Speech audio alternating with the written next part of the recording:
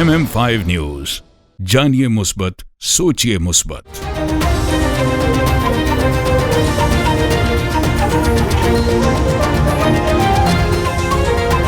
अस्सलामुअलैकुम। MM5 news के साथ मैं हूं सिद्रा अफजल। सबसे पहले न्यूज हेडलाइन।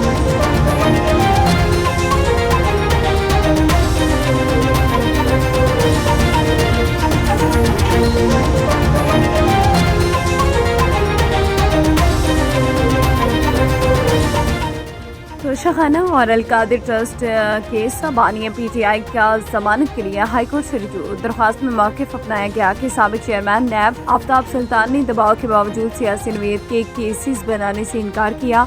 मेरे ऊपर बनाए गए मुकदमात सियासी इंतकाम और बदनीयती पर मबनी है। शहरियार आफरीदी की गिरफ्तारी पर तौहीन अदालत केस किसी और बेंच को मुंतकली की इस्तदा मुस्तरद। दौरान समाअत जस्टिस बाबर सत्तार ने सवाल किया कि रावलपिंडी वाले कहाँ हैं, जिस पर DC रावलपिंडी और सुप्रिंटेंडेंट निडियाला जेल पेश हो गए। जस्टिस बाबर सत्तार ने कहा, रिकॉर्ड पेश नहीं कर रहे, आप भी इनकी तरह तौहीन अदालत का सामना करना चाहते हैं। अदालत ने शहरियार आफरीदी की 3 MPO के तहत गिरफ्तारी पर तौहीन अदालत केस की समाअत कल तक मुलतवी कर दी।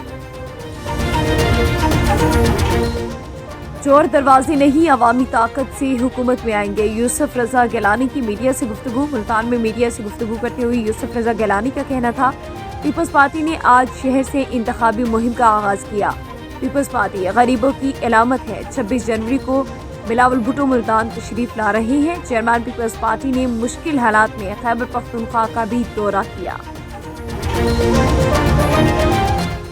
गैर कानूनी भर्तियों का मुकदमा परवेज इलाही की दरख्वास्त जमानत पर समाअत 31 जनवरी तक मुलतवी। लाहौर हाईकोर्ट के जस्टिस शाहराम सरवर चौधरी ने जमानत बाद इस गिरफ्तारी की दरख्वास्त पर समाअत की। सरकारी वकील ने अदालत को बताया कि इस केस को प्रोसिक्यूटर जनरल देख रहे हैं, वो इस वक्त मौजूद नहीं, हमें मजीद मोहलत दी जाए। बादशाह अदालत ने केस की समाअत 31 जनवरी तक मुलतवी कर दी। इंतखाबात के हवाले से क़यास आराइयों से गुरेज किया जाए। मुर्तज़ा सोलंकी की मीडिया से गुफ्तगू। इस्लामाबाद में प्रेस कॉन्फ्रेंस करते हुए मुर्तज़ा सोलंकी ने कहा कि इंतखाबात की कवरेज के लिए गैर मुल्की मीडिया के नुमाइंदे पहले ही पाकिस्तान में हैं।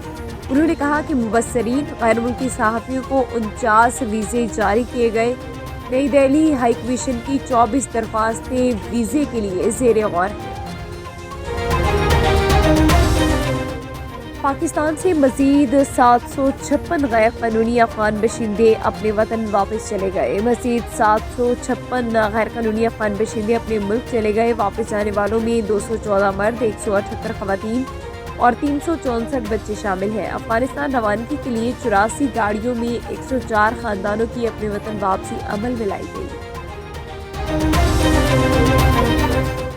धुंध की वजह से फ्लाइट शेड्यूल मामूल पर ना आ सका। आज भी मुतादिद परवाजें मनसूख। मुख्तलिफ एयरपोर्ट्स पर हद्दे निगाह कम होने के बाइस आज भी मुतादिद परवाजें उड़ान ना भर सकी, जबकि 4 गैर मुल्की परवाजें मुतबादिल एयरपोर्ट्स पर मुंतकिल कर दी गई।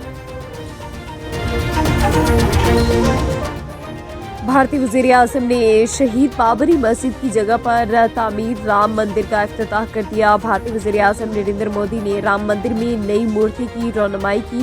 दूसरी जानिब हुकूमत की जानिब से इफ्तिताही तकरीब में अपोजिशन को शिरकत करने से रोक दिया गया। हुकूमती अमल के खिलाफ अपोजिशन अरकान ने धरना दिया।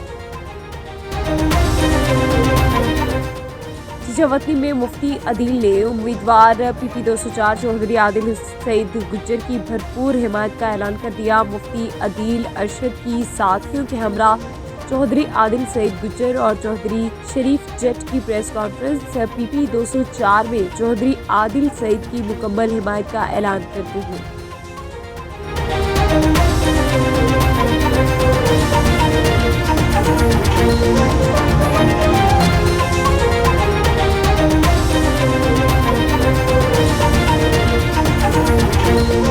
हेडलाइंस आपने जानी। बुलेटिन का बाकायदा आगाज करेंगे और सबसे पहले आपको बताएं कि तोशाखाना और अलकादिर ट्रस्ट केस बानी PTI की जमानत के लिए हाईकोर्ट से रुजू। दरख्वास्त में मौक़िफ़ अपनाया गया कि साबिक चेयरमैन नैब आफ्ताब सुल्तानी ने दबाव के बावजूद सियासी नोयत के केसेस बनाने से इनकार किया। मेरे ऊपर बनाए गए मुकदमात सियासी इंतकाम और बदनीयती पर मबनी है। ہائی کورٹ میں دائر درخواست میں استدعا کی گئی کہ کیسز کا ٹرائل مکمل ہونے تک ضمانت منظور کی جائے۔ دوسری جانب 9 مئی جلاؤ گھراؤ کے مقدمات میں بانی پی ٹی آئی عبوری ضمانتیں خارج کرنے کے خلاف دائر درخواست پر آج لاہور ہائی کورٹ میں سماعت ہوگی۔ عدالت نے پولیس سے تمام مقدمات کے ریکارڈ طلب کر رکھے ہیں۔ بانی پی ٹی آئی نے عبوری ضمانتیں خارج کرنے کا اقدام چیلنج کیا تھا۔ کیوں نہ قاسم سوری کے خلاف آئین شکنی کی کارروائی کا حکم دیا جائے، چیف جسٹس کے ریمارکس۔ سپریم کورٹ میں سابق ڈپٹی اسپیکر قومی اسمبلی قاسم سوری کی نااہلی سے متعلق کیس کی سماعت ہوئی۔ چیف جسٹس قاضی فائز عیسیٰ کی سربراہی میں 3 رکنی بینچ نے سماعت کی۔ دوران سماعت چیف جسٹس قاضی فائز عیسیٰ نے قاسم سوری کے وکیل نعیم بخاری سے مکالمہ کرتے ہوئے کہا کہ قاسم سوری نے حکم امتناعی لے کر پوری اسمبلی مدت کو انجوائے کیا۔ اب کہہ رہے ہیں کہ اسمبلی ختم ہونے سے کیس غیر مؤثر ہو گیا۔ کیا آپ کو سپریم کورٹ میں مقدمے کو نہ لگوانے کے لیے کوئی حربہ استعمال کیا؟ چیف جسٹس نے کہا کہ قاسم سوری ملک میں آئینی بحران کی وجہ بنے۔ قاسم سوری پر کیوں نہ آئین شکنی کی کارروائی کا حکم دیا جائے۔ حکم امتناع لینے کے بعد مقدمہ سماعت کے لیے مقرر ہی نہیں کرنے دیا گیا۔ سپریم کورٹ کے اندرونی سسٹم کے ساتھ ہیرا پھیری کی گئی۔ عدالت عظمیٰ نے رجسٹرار سپریم کورٹ سے 3 ہفتے میں معاملے پر رپورٹ طلب کر لی۔ عدالت نے قاسم سوری کے حریف لشکری رئیس ثانی کو بھی نوٹس جاری کر دیا۔ بعد ازاں سپریم کورٹ نے قاسم سوری کو آئندہ سماعت پر ذاتی حیثیت میں طلب کر لیا اور اپنے دستخط کے ساتھ خود جواب جمع کرانے کی ہدایت کرتے ہوئے کیس کی سماعت 1 ماہ تک ملتوی کر دی۔ جلال پور پیروالا کے حلقہ NA 153 کی یونین کونسل لال واہ میں آزاد امیدوار MNA دیوان عاشق حسین بخاری اور دیوان عباس بخاری نے خان پپو خان کے ہمراہ ڈور ٹو ڈور کمپین کے لیے چوکی والا میں جلسہ کیا، جس میں اہل علاقہ کی کثیر تعداد نے شرکت کی۔ دیوان عباس کے گلے میں پھولوں کے ہار ڈالے گئے اور ان کا شاندار استقبال کیا۔ اہل علاقہ نے ووٹ دینے کے حوالے سے بھرپور تعاون کی یقین دہانی کرائی۔ اسی حوالے سے مزید جانتے ہیں MNA دیوان عاشق حسین کے ساتھ موجود ہمارے بیورو چیف MM5 TV ملک محمد ارشد دارائی سے۔ جی ارشد، تفصیلات سے آگاہ کیجیے گا۔ آپ کا شکریہ ادا کرتا ہوں کہ بینگ MS آپ نے مجھ سے آج میٹنگ رکھی۔ تو چونکہ ہمارا جو شعبہ ہے نا ایمرجنسی کا، اس کو تینوں ضلع ہی ٹچ کرتے ہیں اور ہم ان کو ٹرین کرتے ہیں، تو پیشنٹ ہر وقت وہاں پہ رش ہوتا ہے، انفلکس ہوتا ہے، تو ہم نے اس کو مدنظر رکھتے ہوئے وہاں پہ ایوننگ اور نائٹ شفٹ میں ڈاکٹروں کا اضافہ کیا ہے، تاکہ میکسیمم لوگوں کو نا، وہ میل اور فیمیل ڈاکٹر جو ہیں نا، تقریباً 17-18 ڈاکٹر ہر وقت وہاں پہ ہم نے تعینات کیے ہوئے ہیں۔ پھر ہم نے وہاں پہ جو فرسٹ ایڈ علیحدہ بنائی ہے، اس کے بعد وہاں پہ ہم نے ایمرجنسی ICU بنایا ہے 6 بیڈ کا، اور 2 بیڈ کا ہم نے وہاں پہ ایمرجنسی CCU بنایا ہے۔ اس کے علاوہ ہمارے پاس 6 میل اور 6 فیمیل وارڈ ہیں جو ہم نے بنائے، جن کو کہتے ہیں ہائی ڈپینڈنسی یونٹس HDUs۔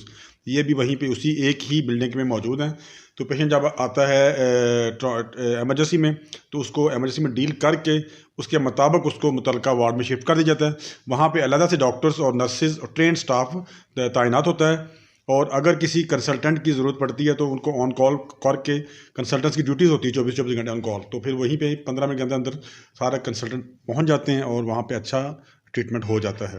اور ہمارا فوکس بھی ایمرجنسی پہ ہی ہے، اس کے لیے میں بڑی توقع کرتا ہوں، اور میں کہتا ہوں کہ جتنے بھی مخیر حضرات ہیں، گورنمنٹ تو پہلے ہی کر رہی ہے، لیکن پیشنٹ کا لوڈ ہوتے ہوئے اتنا، کیونکہ ہمیں جو بجٹ مل رہا ہے وہ 258 بیڈ کا مل رہا ہے، ہاسپٹل یہ 4 پہنچ گیا وہ 450 بیڈ پہ نا، اور سٹاف بھی 258 کے مطابق ہی ملا ہوا ہے ہمیں، تو سٹاف بھی کمی ہے، لیکن وہ ہم کسی طریقے سے مینیج کر رہے ہیں۔ اور باقی رہ گیا گورنمنٹ کا بجٹ، چونکہ اس وقت چل رہی ہے ہماری انٹرم گورنمنٹ، تو یہ 3 ماہ کا بجٹ ہمیں دیتے ہیں، تو پھر وہ جب بجٹ آتا ہے تو اس سے پہلے ہی ہماری لائبلٹیز بڑھ جاتی ہیں، تو لیکن بجٹ آتا ہے ہمارے 258 بیڈز کے مطابق۔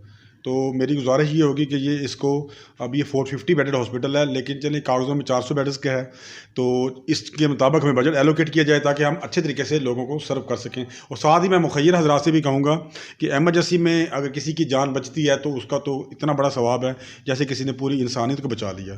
تو ہم لوگ سارے مل کے بھی اس میں کرتے رہتے ہیں ڈونیشنز، اور ڈاکٹرز بھی کرتے رہتے ہیں اور مخیر حضرات بھی کرتے رہتے ہیں۔ میں ان کو مزید کہوں گا کہ ایمرجنسی کے لیے جتنا بھی ہو سکے کم ہے۔